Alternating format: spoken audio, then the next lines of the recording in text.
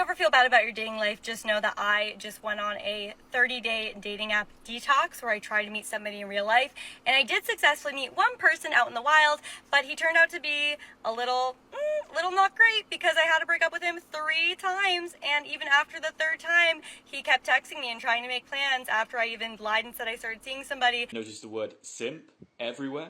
Yes, but what does it mean?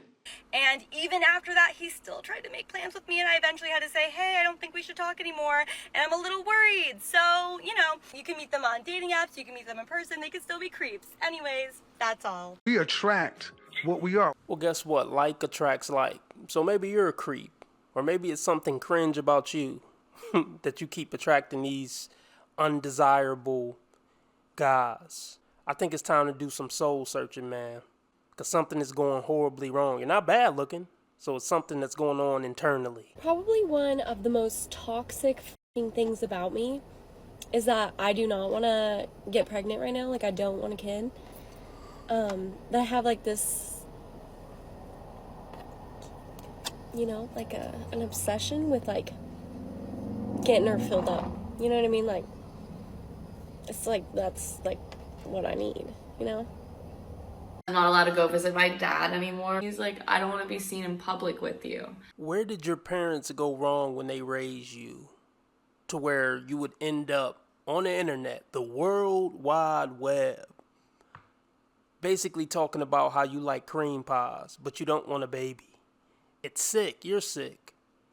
Get ready with me to go on a first date. Before you start asking all kinds of questions, yes, I'm going on a first date with someone else. Yes, I'm still chatting very casually with Rooftop Barman. It's actually been a little while since I have seen Rooftop Barman. It was sick, and then I went out of town, and then he got sick, and now he's going out of town. I have not seen him since our second date. I am still hopeful about where it's gonna go, but I'm also like not committed to him, so I'm not gonna close myself off to other people. It is normal to date multiple people at once, and you shouldn't pour all of your energy, space, and time into one person. You go on the apps, you go to church, I don't know what you do to find them, baby.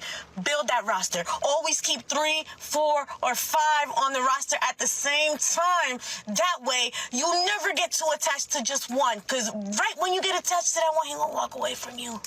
So build that roster. Obviously, you're gonna get to a point in time when you get more excited about like one particular person. I will trust my gut and I will know and feel when that time comes. Okay, back to my dates. He's 32, he wants kids, and he works in like finance. Oh, there's a big surprise. That's an incredible. I think I'm gonna have a heart attack and die from that surprise. Grabbing drinks, and I am totally fine with that because it ends up being easier to leave if you're just like not that into it. I'm very curious to see what his personality is like in person. He is one of the guys who has not been very good at reciprocating questions. I'm really curious to see if it's very similar in person. Perfume. I'm going with a very basic look tonight. I've got high-waisted jeans, booted shoes, mini white bag, white tank. She just looks so basic.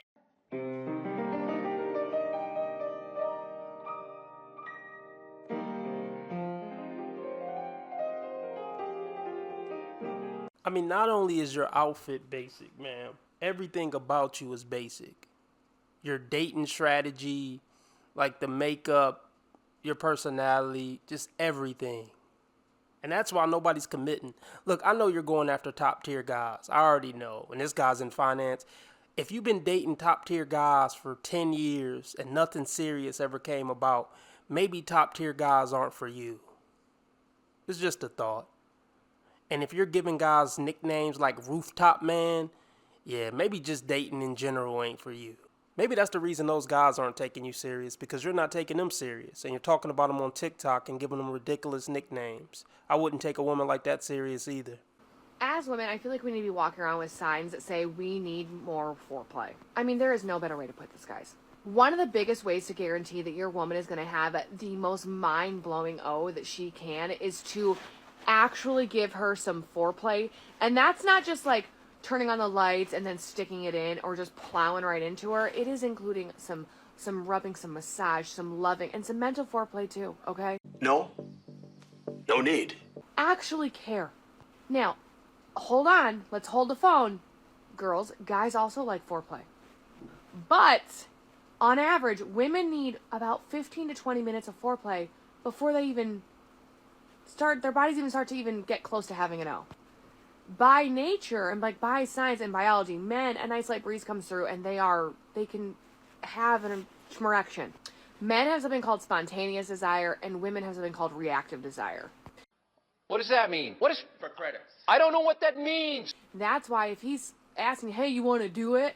And women are like, no. That's the difference. Women need to be like led into something. And men are just like, yeah, dude, let's totally do it. That's why she's probably constantly turning you down. Not to mention why she's probably not having an O if she is saying yes. Look, nobody cares about how to make a 40-plus-year-old woman O. Seriously.